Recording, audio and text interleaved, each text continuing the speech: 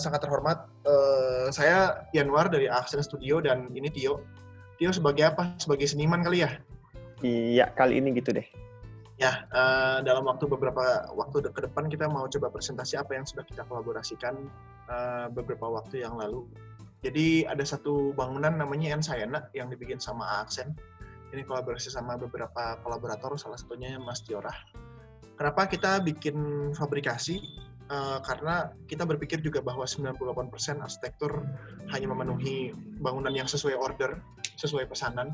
Sedangkan produk arsitektur kita rasa sangat sedikit di Indonesia, makanya kita mau mencoba apa yang sudah kita coba buat sebelumnya. Kalau kita lihat beberapa kali sebelumnya, kita bikin beberapa bangunan yang bisa dibilang prefabrikasi. Ini satu Norhouse. Yang kedua adalah Bobo Box, itu mikro hotel yang dibikin di beberapa kota di Indonesia.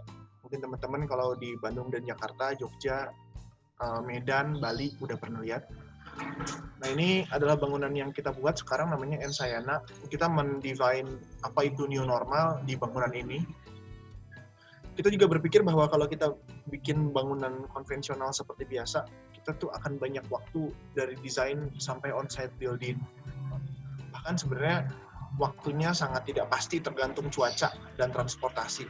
Apalagi sekarang di kala corona ini banyak daerah-daerah yang diblokade atau di lockdown oleh warga setempat gara-gara ditakutkan tukang bangunannya bawa virus.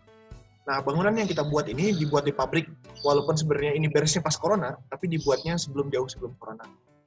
Ini bangunannya simple aja. Kalau kita ngomongin estetis, ada yang bisa bilang bagus apa jelek.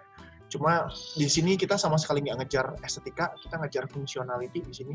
Karena bangunan ini dibuat di pabrik selama 2 bulan, di assembly di tapak dalam hanya waktu 3 minggu. Jadi speed yang mau kita coba tes. Di sini kita buat pabrik ya.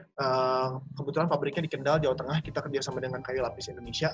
Kita bikin cabin dengan menggunakan kayu 100% Indonesia. Kayu jabon banyaknya, terus pakai mesin press, dan bisa dibilang mungkin ini adalah bangunan CLT yang awal-awal di Indonesia, jadi masih banyak salahnya. Cuma kita melihat bahwa di sini kita mau mencoba sesuatu yang baru dengan memecahkan beberapa kendala distribusi di Indonesia, yaitu salah satunya transportasi. Jadi harapan kita sebenarnya bangunan ini bisa diassembly dan dikirim ke beberapa kota, terutama di Indonesia Timur dalam waktu dekat dan cepat.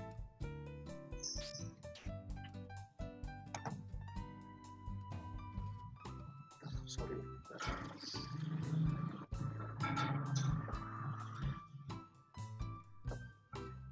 Nah, ini bangunannya sangat kecil, teman-teman. Jadi luasnya hanya 35 meter persegi. Di bagian bawah itu adalah ruang meeting dan ruang lounge. Atasnya itu ada ruang podcast. Jadi si Aksen Studio juga punya satu inisiatif podcast namanya Aksen Talks. Kalau biasanya kita di Spotify, karena corona kita sudah bikin benar-benar bagus dan proper. Cuma corona ya udah akhirnya kita bikin di sesi Zoom dan namanya Responsible Ideas. Ini interior lantai bawah, ada lounge dan ruang meetingnya, ruang kerja. Ini semua energinya kita menggunakan solar panel, cuma gara-gara kita pakai atap yang proper, sehingga di Bandung nggak perlu pakai AC. Jadi input si 1200 watt-nya si solar panel ini dipergunakan hanya sepertiganya hanya untuk ya proyektor, speaker, ngecas HP gitu. Ini beberapa foto interiornya. Yang sebelah kiri paling bawah ini adalah studio kita Tech Podcast biasanya yang di Spotify. Cuma karena kita menjaga diri tetap di rumah, jadi kita seperti ini, kita banyak diskusi via conferencing online. Nah, si bangunan ini juga sebenarnya bisa ditempatkan di beberapa tempat, nggak hanya harus di perumahan atau di tapak laving-laving, tapi juga bisa di pinggir pantai, di atas gunung gitu. Asal ada akses satu mobil aja itu aman. Ini kita analisis ada beberapa fungsi. Kalau yang bawah itu adalah fungsi kafe, ini yang tengah ini ada fungsi kantor, kalau yang atas fungsi rumah. Jadi memang fungsinya sangat beragam. Nah, terus selanjutnya mungkin lanjut Mas Tio yang presentasi. Kenapa sih sebenarnya kita harus presentasi dengan Mas Tio? harus analisis dengan Mas Tio, karena Mas Tio ini sebenarnya analisis sangat mendalam. Walaupun dalam, kita nyebutnya Anabel kalau kemarin, analisa gembel. Jadi sebenarnya nggak gembel-gembel amat gitu. Bisa dipertanggungjawabkan kok, karena apapun istilahnya analisis yang kita buat itu berdasarkan jurnal. Jadi kita banyak baca jurnal, banyak baca analisis, banyak baca berita. Harapannya riset yang kita kembangkan ini bisa kita analisis dan kita aplikasikan di cabin yang kita buat. Sekian presentasi dari saya. Silakan Mas Tio dilanjutkan presentasinya. Mangga. Oke. Gua next-in ya. Oke, siap. Ya, selamat sore semua teman-teman. Jadi menyambung dari pembicaraan dari yang Jo bilang tadi. Sebenarnya memang kalau boleh cerita sedikit, awalnya kita pengen itu memang sudah merencanakan kolaborasi ini, cuma memang awalnya kita pengennya tidak berupa online seperti yang sekarang kita tahu. Jadi memang pengennya kita ada acara live di Bandung, kemudian waktu cabin diresmikan, kemudian akan ada beberapa acara pendukungnya. Cuma karena kondisi yang seperti kita tahu sekarang ini, jadi ya kita memang mengoptimalkan si launching cabinnya ini, dan kira-kira aktivitas apa ya kira-kira yang bisa kita gali dari cabin dan keadaan sekarang. Ini kita masuk ke template-nya. Jadi yang template paling kiri atas itu, teman-teman kalau tahu di Instagram-nya sempat kita blast. Jadi sebenarnya goal dari kita pengen tahu, selain pengen tahu apa yang sedang orang-orang rasakan, tapi kita juga pengen ngejar fun dan awareness dari orang-orang gitu loh. Kira-kira dengan adanya template ini yang cuma rumah dan ada satu orang yang menyerupai figurnya Le Corbusier kalau teman-teman tahu, kira-kira orang-orang bakal meresponnya seperti apa ya dengan adanya gift-gift dari Instagram atau stiker atau apa. Sebenarnya juga setelah kita lihat ini, pesertanya itu kurang lebih ada puluhan, 60-50-an cerita yang teman-teman tampilkan di template-nya. Kalau dari kita sih, kita membahasnya dari aspek, ternyata orang-orang ini berceritanya dari 3 aspek rentang waktu nih. Dari masa lalu, masa sekarang, dan future gitu loh. Ini kita konteksnya ngomongin keadaan sekarang ya, keadaan kita yang lagi serba terbatasi karena COVID-19 ini gitu. Ternyata teman-teman banyak yang ceritanya, maksudnya banyak figur-figur yang tersampaikan tuh cerita tentang itu, entah tentang kondisi sekarang, masa lalu yang sebelum COVID, atau impian-impian ngawang-ngawurnya orang-orang gitu yang dikategori di future ini kalau kita bedah dari 3 aspek ini. Lanjut Jo, boleh? Nah, kalau kita lihat dari aspek yang zaman sekarang ini, memang kan sekarang kita serba ada kebiasaan baru kan gitu. Entah karena terpaksa, entah karena memang ya udahlah kita natural aja, memang ternyata memang harus begitu gitu loh.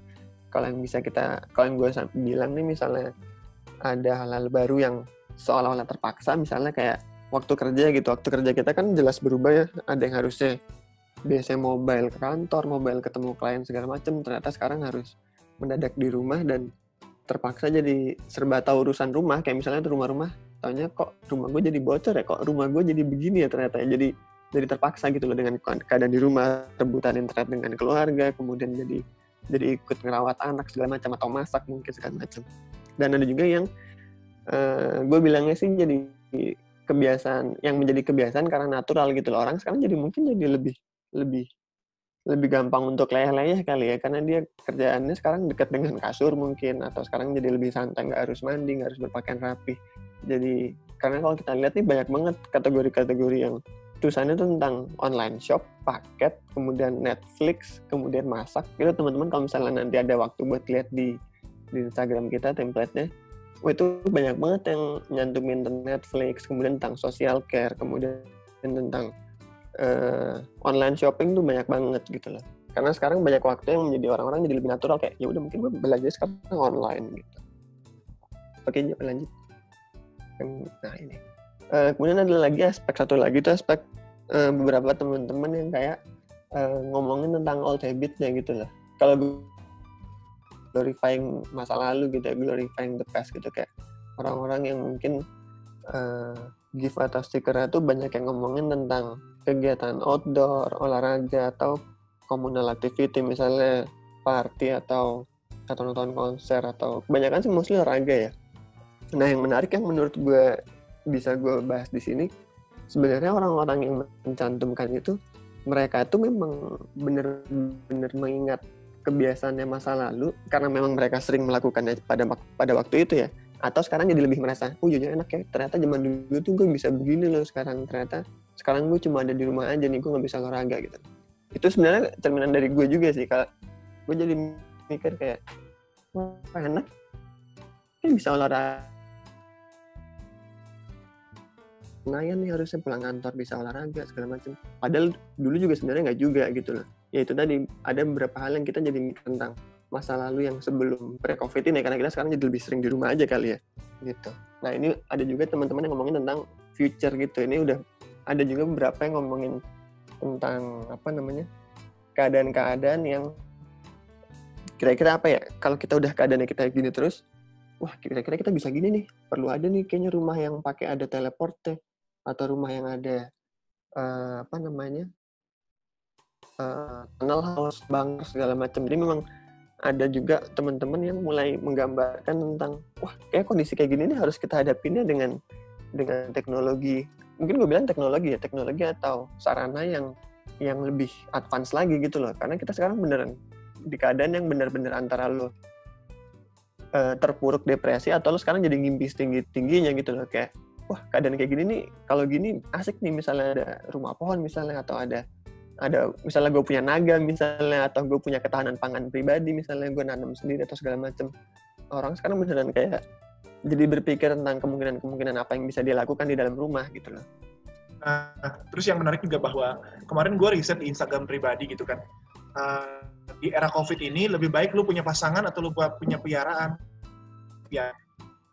Jadi beberapa orang juga lebih baik miara naga gitu ya, miara kucing, miara anjing, miara burung nih. Bener. Sama ini yang paling ini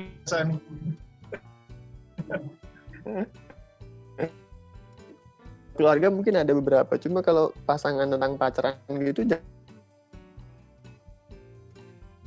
jarang banget sih ngomongin tentang romansa gitu. Kalau piaraan tuh bener banyak banget. Pacaran karena sekarang. Gitu. Jadi kalau yang future gini nih, kita jadi tentang kira-kira bisa kita lakukan untuk mungkin tindakan prevensi untuk keadaan misalnya amit-amit kejadian lagi ya, atau mungkin keadaan apa yang bisa kita lakukan, punya ketahanan pangan sendiri misalnya, bercocok tanam sendiri, atau kita rumahnya jadi lebih ramah lingkungan dengan surya panel atau segala macam ya gitu loh. Sekarang orang gitu.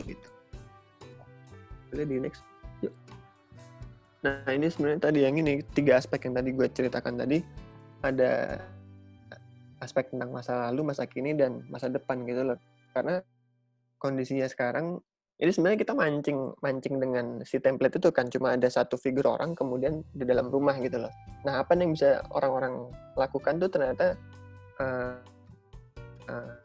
banyak banget ceritanya tuh, beragam gitu loh.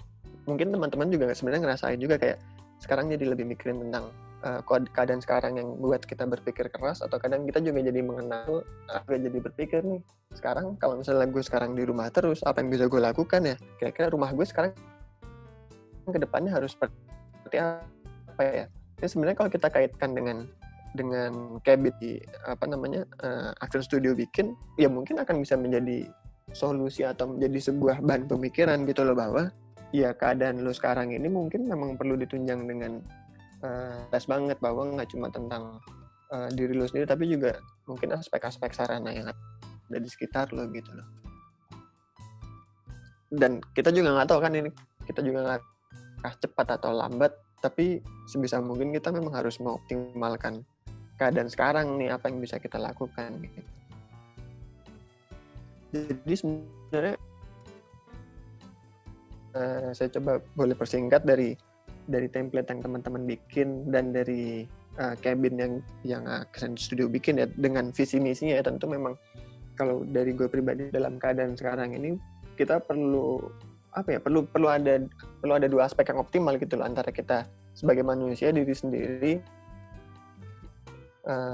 untuk sehat lahir batin, dan dengan rumah sekarang, karena kita paling dekat, sarana yang paling bisa kita nikmatin sekarang, terpaksa atau tidak ya di dalam rumah gitu loh. Apa yang bisa kita optimalkan nih, apakah mungkin ke depan ada sarana-sarana yang mempermudah kita kerja di rumah, baik itu interior atau arsitektural ya. Cuma ya sekarang ini mungkin saatnya kita jadi lebih berpikir dan lebih aware tentang rumah kita gitu loh, atau hunian kita yang paling dekat.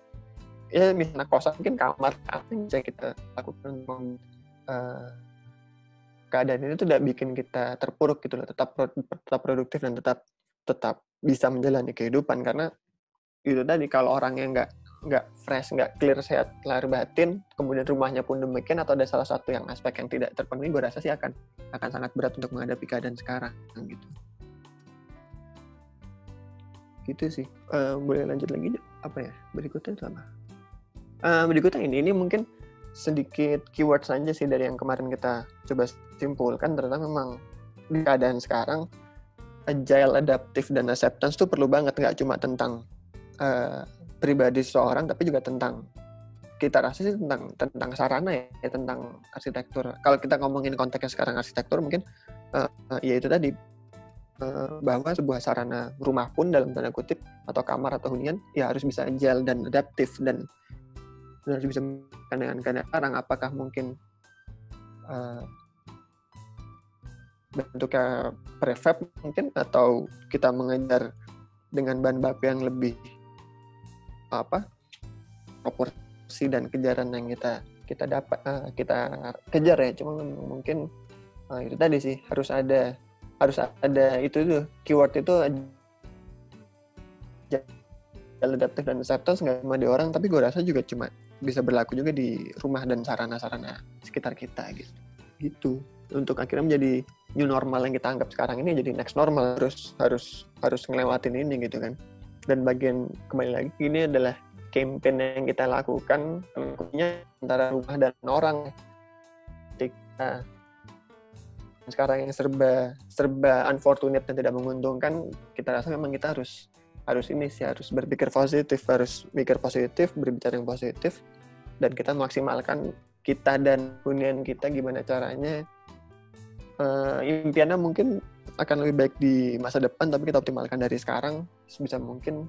Kita terus kembangin apa yang bisa kita hadapin, baik kita pribadi maupun dari hunian kita. Kurang lebih gitu ya. So, dari Aksen dan Anabel kita yang sekian presentasi analisa gembel dari kita, Bang. Silakan kalau misalnya ada sesi selanjutnya, sesi pertanyaan mungkin. Oke, terima kasih Jo, terima kasih Mas Tio analisa gembelnya. Keren juga sih, Anabel analisa gembel.